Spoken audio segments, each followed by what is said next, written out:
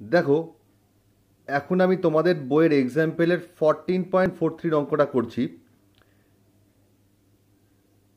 এখানে ডেটাগুলো দেওয়া আছে, তার রেসপেক্টে দেখো আমাকে প্রুভ করতে বলেছে যে দুটো পপুলেশন মিনের মধ্যে কোনো সিগনিফিক্যান্স ডিফারেন্স আছে কিনা। তাহলে তুমি দেখো, 80-র মধ্যে আমরা কি লিখলাম, mu equal to mu two, মানে two population mean are same, two population mean are same.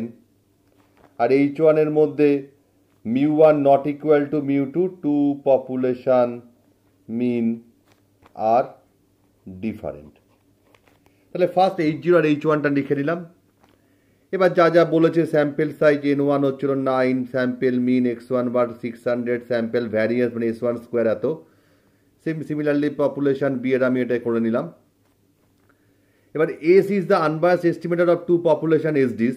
এবার এস এর স্মল এস এর ফর্মুলা লিখে তার ভ্যালু পুট করে আমরা কত পেলাম, 11.47। এবার আমি standard of X1 bar minus X2 বারটা বার করলাম, বার করে আমি কত পেলাম, এইটা।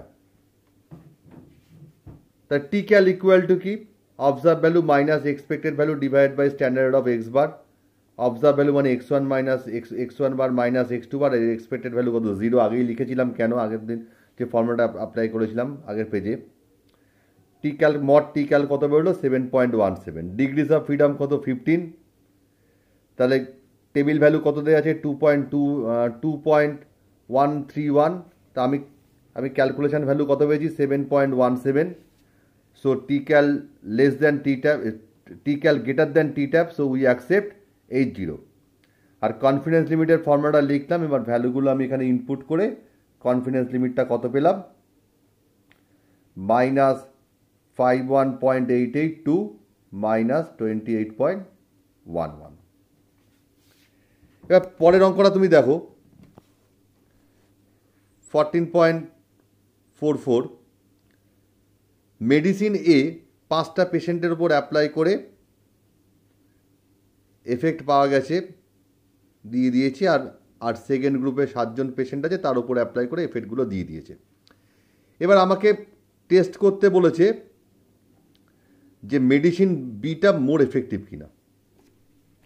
তাহলে তুমি দেখো, আমি H0-র মধ্যে আমি প্রথমে, যেহেতু ভ্যালুগুলো দেয়া আছে, যেহেতু মিন আর স্ট্যান্ডার্ডে মিন আর ভ্যারিয়েন্স দেওয়া নেই, তাহলে মিন আর ভ্যারিয়েন্সের নর্মাল যে ফর্মুলা আছে, সেই নর্মাল ফর্মুলায় আমি মিন আর ভ্যারিয়েন্সটা বার করলাম। অর্থাৎ X1 বার, S1 স্কোয়ার, X2 বার, S2 স্কোয়ার, এগুলো বার করলাম।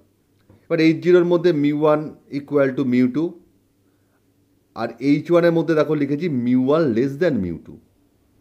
কেন লিখেছি লেস দ্যান মিউ টু, কারণ আমাকে টেস্ট করতে বলেছে যে মেডিসিন বিটা বেশি এফেক্টিভ। তাহলে মেডিসিন বিটা যদি বেশি এফেক্টিভ হয়, তাহলে তার নিশ্চয়ই অ্যাভারেজটা মেডিসিন ওয়ানের অ্যাভারেজ থেকে বেশি হবে। ওই জন্য mu one less than mu two লিখেছি।